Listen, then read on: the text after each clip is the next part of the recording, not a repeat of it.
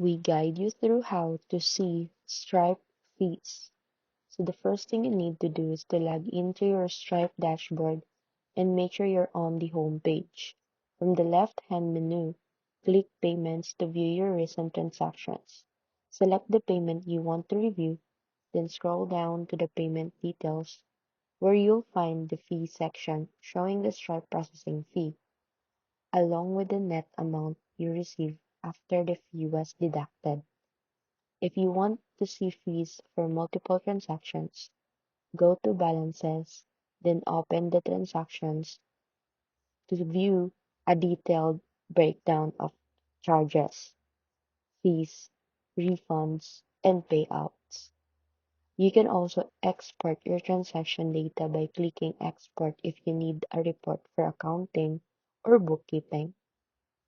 That's all there is to it. By checking your payment details or balance transaction, you can easily track exactly how much Stripe charge for each payment.